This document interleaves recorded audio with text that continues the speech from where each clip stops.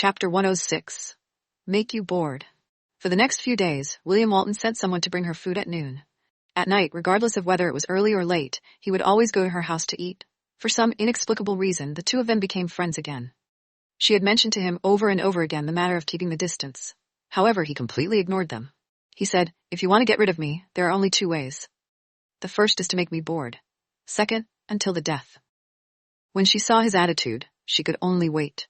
She believed that there would be a day when he would get tired of chasing after her. A month passed in the blink of an eye. Before the long weekend, Laura Green held a class meeting for her students.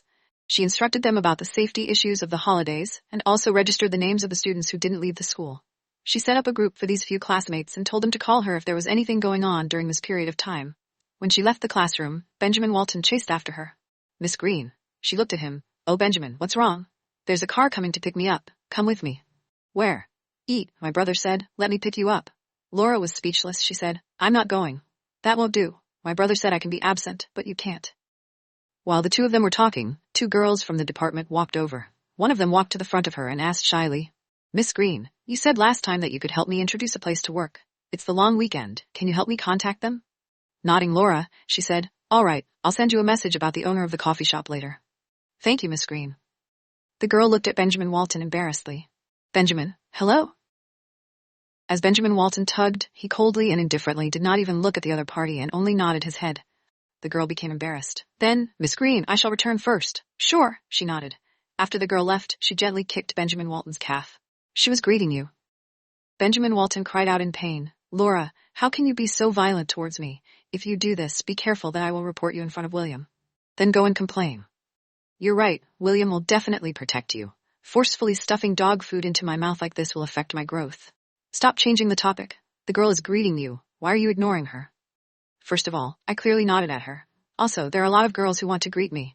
I can't possibly answer them all. If that's the case, you'll probably be called over by the principal."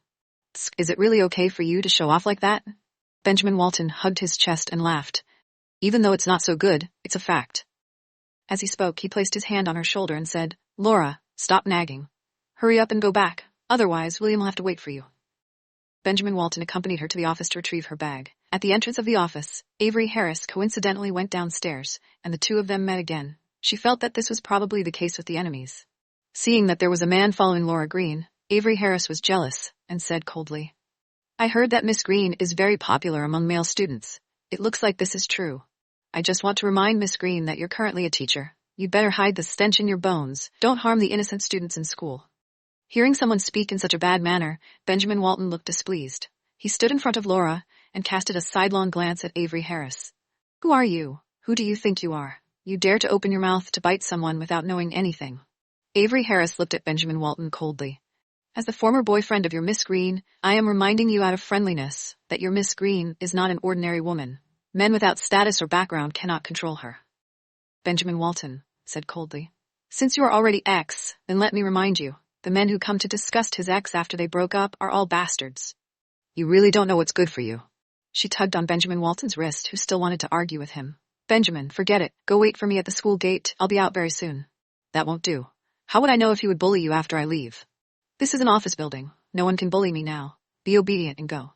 Benjamin Walton glared at Avery Harris. "Stay far away from our Miss Green, or else I won't forgive you." After he left, she shot a glance at Avery Harris before she walked up the stairs. Avery Harris grabbed her wrist. "Are you unable to live without a man? In that case, when you were with me back then, how did you pretend to last so long?" She turned around and looked at him with a disappointed expression. "Avery Harris, will you feel comfortable if you humiliate me?" "Yes. When I think of the betrayal and deceit you gave me, as well as the humiliation, I will feel very satisfied." She laughed disdainfully. "Is that so? So, the one who betrayed and deceived the other party was me. Well, you can go on. I want to see how happy you'll be after you've pushed all the blame onto me." She flicked her wrist out, but didn't shake it off. Her eyes were cold as she said, "Let me go. I still need to hurry and throw myself into another man's embrace." "You." Avery Harris's face was filled with anger. She laughed coldly. "Why? Could it be that you are still hoping that I, this shameless woman, will look back at you? Stop dreaming. You are not worthy of me." Avery Harris released her hand and she walked up the stairs. When she went back from the office with the bag, Avery Harris was still standing in the same place. As she walked past him with indifferent expression, Avery Harris asked softly, "How much do you want for one night?" Her footsteps halted as she looked at him. "What did you say?" "If they can do it, why can't I?" How much do you sell it for? I will buy you for one night. No, I will pay 3 times the price than them. Because of his words, she was so angry that her entire body was trembling. Her eyes, misted with mist, looked at him. Avery Harris's eyes were also filled with grief. What? You are only noble in front of me? Do you think you are still that pure girl in my eyes? You're not. You're just a high-class prostitute now, that's all. She slapped him. It was the first time since the incident that she had been so angry. Am I not telling the truth? How many men have you slept with? They can sleep with you. Why I can't? Tears welled up in her eyes. She raised her head, forcing the tears back. Because you aren't worthy, Avery Harris. Even if you go bankrupt, I won't jump onto your bed. Chapter 107. Don't tell William. In the car, Benjamin Walton asked, Laura, that man just now, is really your ex-boyfriend? She looked outside the car. Benjamin, don't let William know about what happened just now. Benjamin Walton was surprised. William doesn't know that you had boyfriends before? Laura did not speak.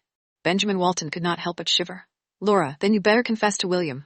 William has a bad temper. If you lie to him, he will definitely be very angry. If he gets angry, the consequences will be severe.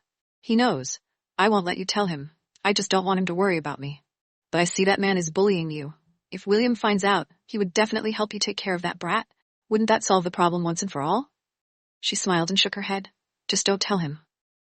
Avery Harris was a member of the Harris family. If William Walton knew about this, he would definitely take care of Avery Harris. Taking care of Avery Harris was different from dealing with the Harris family. She didn't want to blow it. But when she thought about what Avery Harris had just said, her heart really hurt. Since the incident, she had never cried. However, even if she did not cry, it did not mean that her heart did not ache. In the past, she loved him. It was all true. For someone like her, she didn't dare to give out feelings so easily. Once she gave them over, she would treat them seriously. She didn't express her feelings because she was used to being strong. However, would strong people not feel heartache and become lonely? On the contrary, the stronger a person was, the more fragile and sensitive their heart would be, and the more vulnerable they would be to harm. Avery Harris had given her the courage to love, but it had also extinguished the prestige of her love, allowing her to fear love from now on. After all, it's okay to go back on your word, isn't it? The driver walked them to the entrance of an entertainment club. William Walton had already arrived, and the car was waiting for them at the entrance of the clubhouse. Seeing them come out, William Walton got off the car. Why are you two so slow? Benjamin Walton pointed to the ceiling. I've been waiting for Laura. She shrugged. I've given my classmates a meeting. You earn less than the cleaners, but there's quite a bit of work to do. She said, don't attack other people's work. There were no differences between a cleaner's work and a teacher's job. There's no distinction between noble or lowly jobs, but there is qualification between different people. This is preposterous logic, and there is no way for a person to be noble or lowly. Benjamin Walton said from the side, weren't you guys just here to eat? You guys started a conversation right at the door. Why do I feel like I'm being isolated here? William Walton slanted her eyes at him. If you think you're excessive, you can also disappear on your own. William, you didn't call me here just to have me escort Laura here, right? William Walton smirked. Only now do you know? Benjamin Walton was displeased. Wow, William, you changed. Miss Green, for you, William has become a cruel man who doesn't care about his family. You should be careful around this kind of man. William Walton slapped the back of his head. You brat. Sigh, William. Just based on your attitude tonight, I'm definitely going to be this electric light bulb. After he finished speaking, he turned around and walked back into the clubhouse. William Walton smiled and walked into the clubhouse with her. When the three of them were going upstairs, they were spotted by Betty Anderson, who just happened to come out from the private room. Betty Anderson carefully followed them upstairs. Seeing that she followed William Walton and a little boy into the private room, she pouted her lips and rolled her eyes slightly. It seemed that the chance had come. They entered a private room and sat down. Just as William Walton finished ordering his dishes, there was a knock on the door. The three of them looked towards the door as Betty Anderson walked in, wearing an extremely short, shoulder-revealing dress. When she saw Betty Anderson, she was shocked. Why was she here? Seeing her expression, Betty Anderson smiled gently at her. Laura, it's really you. I just saw you from the door and was hesitating, afraid that I recognized the wrong person. William Walton and Benjamin Walton looked at the warm feeling at the same time. She stood up. Her expression was somewhat cold as she said, What are you doing here? Look at what you're saying. As an older sister, can I come and see you? She walked over and sat down next to her. Dad said, You were a teacher in school. Wow. Is our family about to become a scholar's family? It's all thanks to you. She frowned as she looked at the abnormal Betty Anderson. What was she trying to do? Oh yeah, Laura, do you have enough money to spend? She then took out a card from her purse and handed it to her.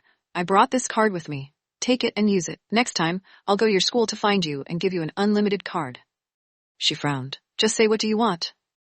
Betty Anderson said as she pursed his lips. Laura, Don't always have such a strong enmity towards my family. We all know that you have suffered grievances alone outside, but you are really too stubborn. Daddy told you to go home. Why didn't you go back? You make yourself look pitiful, making our entire family feel sorry for you. This isn't good. Do you understand? I understand that my mom always talked too much, and her words are ugly, but she's got a good heart, and besides, Dad and brother and I are on your side. Just go home and support you, and we'll back you up. Benjamin Walton was confused as he heard it, and whispered in William Walton's ears. William, what's going on? Our Miss Green has families? William Walton sat at the side and picked up his red wine cup. Hearing Benjamin Walton's words, he clenched his fists. Fuck her family, she didn't have that kind of thing. Betty Anderson also looked at William Walton and Benjamin Walton. She hesitated for a moment before asking, You are third and fourth masters of Walton family. Benjamin Walton was surprised. You even know me? I've seen Mr. Walton in the news. You look very similar to him, so it's easy to recognize you. Benjamin Walton asked as he hugged his chest. Who are you? Betty Anderson naturally held on to Laura's arm. I am Laura's elder sister. I am Betty Anderson, the eldest daughter of Anderson Group. Hearing that, Benjamin Walton stood up in shock. You are from the Anderson Group? That's right. You don't know that she is one of our family? Benjamin Walton looked at William Walton in disbelief. Laura was actually a member of Anderson family? Seeing how calm William was, it seemed like he had known about it long ago. However, how could he communicate with the member of Anderson family? Didn't he remember the feud between the two families? They owed Walton family a life. William, Laura, she. Shut up. William Walton looked at him calmly. Go home first. But, I told you to go home first. Benjamin Walton glanced at Laura before getting up and leaving with a cold snort. When she saw the resentful look in Benjamin's eyes when he left just now, she felt slightly sad. It's one of the Anderson family. Chapter 108. A way to comfort her. Betty Anderson, who was at the side, innocently said, Mr. Walton, I'm sorry, it shouldn't have been here. Without waiting for William Walton to say anything, she shouted, Enough, get out. Seeing her attitude, she pretended to be injured. Betty Anderson sighed and stood up. Laura, I know you don't want to see me, but we are a family after all. Just go. Betty Anderson sighed and walked to the door, but when the door was opened, she said, as if she had thought of something. Oh, I met that Mr. Smith who went out with you the day before yesterday, and he asked me why you didn't answer his phone recently, and also said that if he did something wrong, he could change. But you should not ignore him. Laura, you're too stubborn. If you don't like him, you can reject him. Don't hang up on him, understand? After she finished speaking, she nodded her head at William Walton and left. After exiting the room, her eyebrows slightly rose. William Walton knew of Laura's identity, but his brother didn't. Heh, this is extremely good news. Even knowing Laura is one of the Anderson family, he still wants to interact with her? Looks like the identity of the Anderson family was nothing in the eyes of Mr. Walton. As long as she crushed Laura Green, she would have a chance. Great news. The waiter came in and left after the meal. After Laura sitting for a while, she stood up and didn't look at William Walton with lowered eyes. I'll be leaving first. His voice was melodious. Where are you going? She took a deep breath and asked, knowing the answer. I'll go home. Go home? Go to your place or the Anderson family? Then she looked at him. Didn't you say that in your eyes? I am not from Anderson family. Since I am not from there, why are you asking me if I am returning to Anderson family? I was afraid that you would be wronged and fight it out with them. I'm not that bored. They can't hurt me. She picked up her bag and started to leave. He took her wrist. She lowered her head to look at him. He smiled. The electric light bulb is gone. I'll send you back after you finish your candlelight dinner. I have no appetite. Because of that Betty Anderson, do you need me to beat her up and help you vent your anger? She frowned. Don't be reckless. Then sit down obediently. 3 people come and eat together, and I will be the only one left. How can that be possible? After Laura sat down, William Walton gave her a cup of wine. Do you want a drink? She firmly shook her head. No need. Don't worry, just drink a small cup. I won't make you drunk. After all, your wine. It's worrisome. After hesitating for a moment, she accepted the wine cup, but did not drink a single mouthful. William Walton saw the space between her tightly locked eyebrows, and his hand naturally rubbed the top of her head. A young lady of the Anderson family made you throw away your helmet and take off your armor? I didn't do it because of her. Benjamin's attitude just now hurt you, right? Laura Green in her heart tightened. Indeed, very sad. He doesn't know the inside story, so you don't need pay attention to him. But in his eyes, it's true that I'm from Anderson family. She thought about how Benjamin Walton would laugh in front of her and the look in his eyes just now. She felt that her identity had truly hurt Benjamin. William Walton sipped a mouthful of red wine, staring at the depressed her. Looks like Miss Green really needs some comfort now. She looked at him. Before his eyes could touch hers, he leaned forward and kissed her lips. She tightened her grip on the goblet, holding on tightly to it. William Walton released her, but the two of them were still pressed very close to each other. His breath brushed across her face, and his voice sounded devilishly. How does this red wine taste? She swallowed her saliva and said, I haven't had a drink yet. Then one more. He kissed her again, this time directly. The aroma of red wine filled her mouth. Laura Green suddenly understood what he meant by asking about the aroma of the wine. He let her go and whispered into her ear, "How's the taste?" She felt embarrassed and was about to push him away when he held her waist tightly and said, "You haven't tasted it yet. It seems that I have to try again." "It's quite good," she said, looking at him with a serious expression. "It's a little astringent and very fragrant." William Walton laughed and released her. She was slightly startled, but the blush on her face did not fade. "You don't need to worry about Benjamin's matters anymore. His opinions can't change my decision. I will make my own decisions in my own life. Since the two clans have enmity, then it's right for you to stay away from me." "What, you admit that you're an Anderson?" "That's not what I mean. I mean, don't harm your own family for me. Benjamin cares about you a lot, so I don't want to become the reason for the conflict between you and your brother. If he truly cares about me, then he shouldn't have given me so much trouble. All right, let's stop here and eat." He handed her the fork. Laura did not move. William Walton raised his brows. "Eat the food, or eat me. Choose one." Of course, I would rather you choose the latter." Laura looked at him. In this kind of environment, he could still joke around with her as if nothing had happened. She shook her head with a smile and took the fork. "Sure enough, the one you chose in the end wasn't me. Tsk, you really are a rebellious woman." She pursed her lips and started to eat. William Walton did not touch the fork, but only took another sip of the red wine. "You have nothing to say to me after I comfort you?" She frowned. "Say, what? About Mr. Smith?" He paused for a moment. Was this his original focus? "I have nothing to say. It's already been a blind date. What else is there to say? How is he? More handsome than me? What kind of person is he? Better than me? Or is it more charming than me?" She was speechless. "Why are you comparing yourself to him? Because you're willing to go out with him, but you always push me 1,000 miles away." "I don't remember that Mr. Smith's full name anymore. He's not as handsome as you, so I don't understand his personality well. After all, we've only known each other for less than 5 minutes. Also, I didn't choose to meet him. I was forced to go back by the man from the Anderson family to meet him for no reason. That's all I can say on this matter. Is it enough?" William Walton was very proud. It was good that she did not set his eyes on that man. "In just 5 minutes, that man will contact you. It seems that he is also enchanted by you. What do you plan to do?" "I don't think I have that sort of charm. No matter what his thoughts are, I will not interact with him. I will maintain a safe distance between people." "Then, what about the distance between you and me? Is the safe distance still there?" When she thought of the intimate contact just now, her face blushed slightly. What if it is, or what if it isn't? Chapter 109. Sense and animal nature do a tug of war. William Walton didn't even think about it and said calmly, "If it is still here, continue to break it. If it is not, then just come a little closer." She curled her lips and smiled. "All of you men are really superficial." "Superficially? What do you mean?" "If I'm not good looking, instead I'm black, short and fat and have nothing, would you still say you like that word to me?" It should be said that your innate condition has first attracted the attention of men. Men are the species that have more impulses in their eyes and lower body. You have the condition that men's vision will be the first to choose you, and men will have the impulse to commit a crime. However, these conditions will only give you priority to attract the attention of men.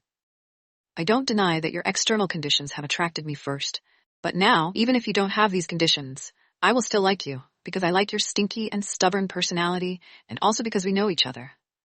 After pausing for a moment, she looked at him. Know each other.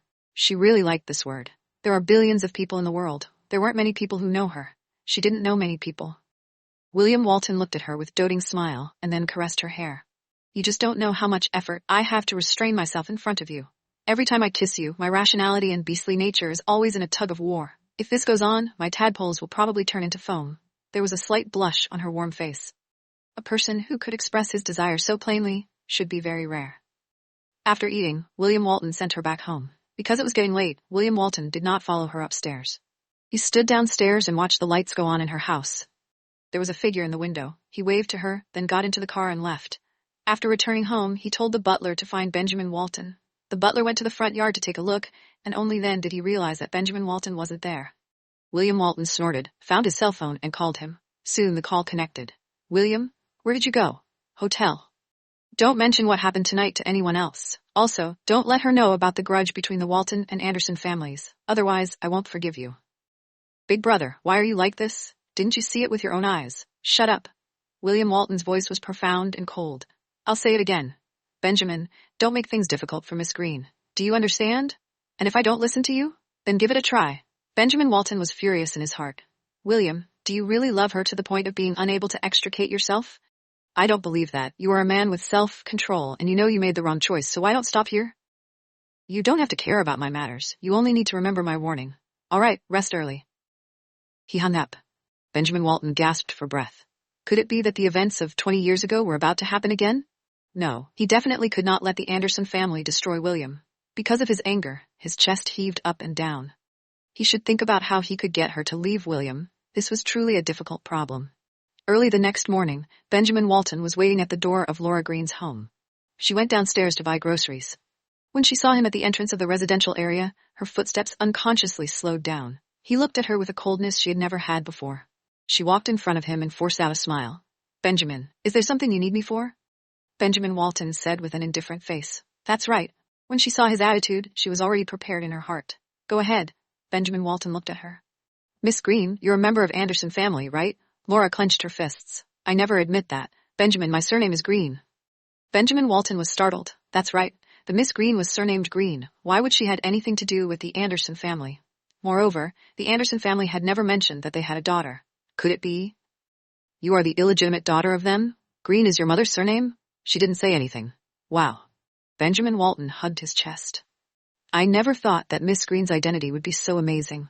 But even if you are only illegitimate daughter, you are still John Anderson's daughter.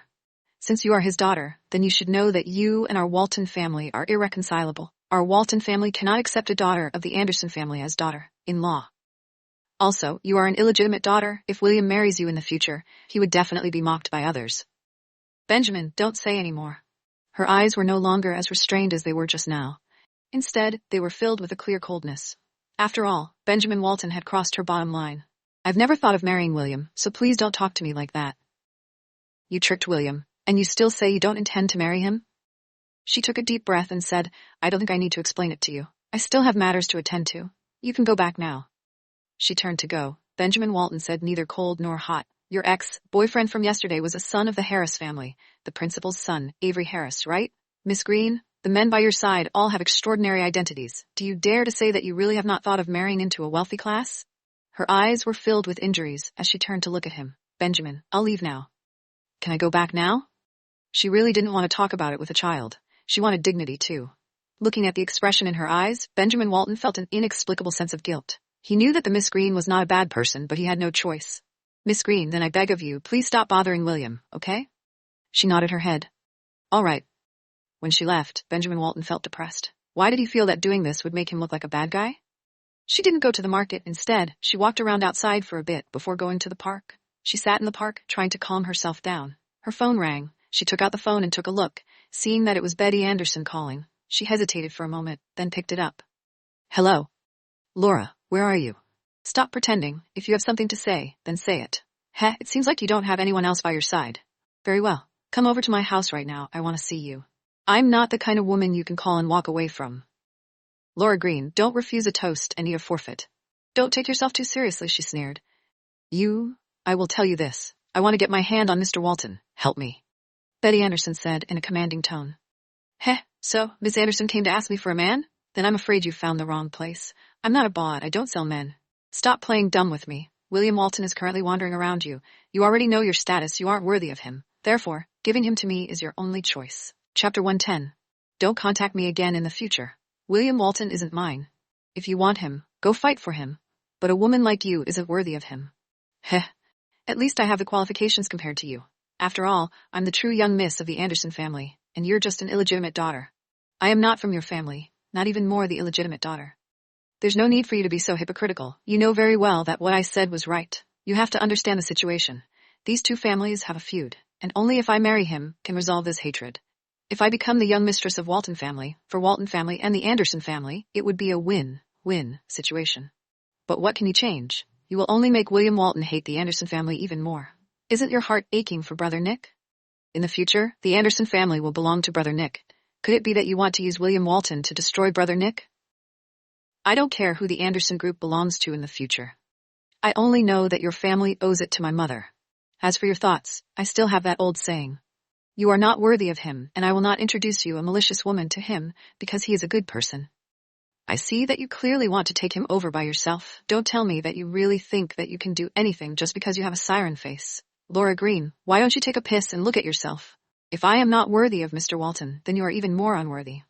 I am indeed not worthy, so I have never had such bold thoughts. I am different from a toad like you who wants to eat swan meat. I know my own limitations.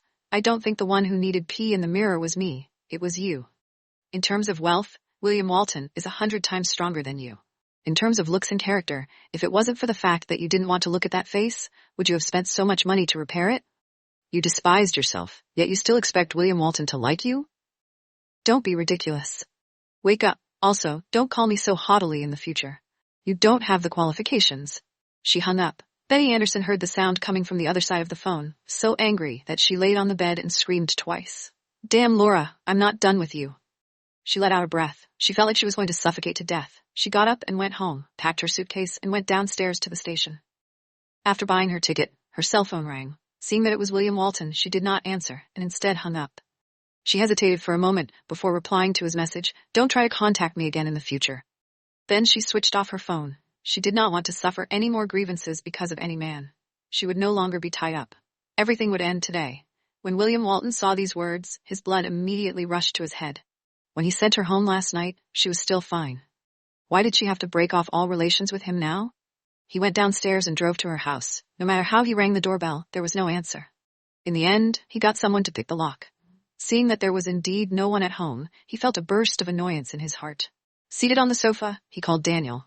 Daniel, there are two things. One, I'll give you an hour to investigate and find out where Laura is. Second, immediately investigate is the owner of Laura's house, and I want to buy it. Yes, Lord. Third, I'll do it right away. William Walton clenched his teeth. Laura, it was impossible if she wanted to get rid of him. In less than half an hour, Daniel called. Mr. Walton, we have settled the matter of the house. After the holiday ends, we can go and sign the papers. As for Miss Green, she is currently on the bus to Vancouver. Vancouver? Yes. William Walton frowned. On the other side of the phone, Daniel said in bewilderment.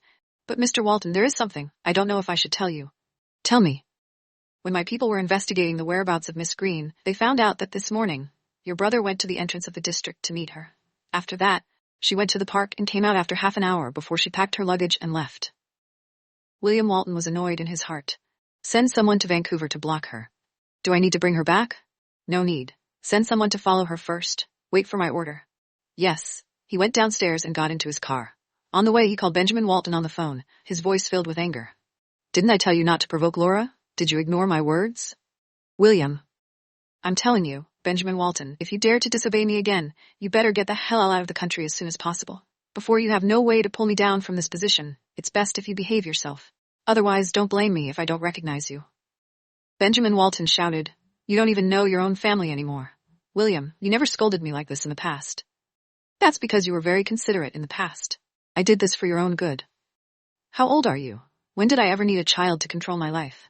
William, she's one of Anderson family. The women of their family always say those wrong words. She clearly said that she didn't want to marry you at all. But in the blink of an eye, she went to complain to you. Benjamin Walton was angry. He felt sorry for her in the morning. But she was actually this kind of person. Complaint? Oh, if she comes to complain, I won't be angry with you. Impossible. Otherwise, how would you know? I went to find her. Don't you have to think when you do things? There's a monitor at the entrance of the residential complex. If I want to investigate that woman's whereabouts, I can find you within minutes. Benjamin Walton tensed up and went silent. Let me tell you, you better pray that I can find Laura. If she really manages to escape from Philadelphia, then see how I'll deal with you. She's gone? Where did she go? What do you think? Didn't you chase her away? Are you happy now? I didn't say let her go. I just told him to leave your side. What else did you say? Did you say anything that I told you to shut up? Nope. William Walton snorted and immediately hung up. Judy Allen received Laura at the train station. The two of them tightly embraced each other. Their eyes became red with grievance. Judy, I really miss you. I miss you too. Very much. Judy Allen released her. I don't care. You can't leave for the next week, so you must stay here to accompany me. I'm going to bring you to eat in the big streets and small alleys in our city. She chuckled. Then you must keep your word. I'm hungry. Judy Allen looked at her watch. Let's go. It's the lunchtime. At noon today I'll bring you to my favorite restaurant to eat.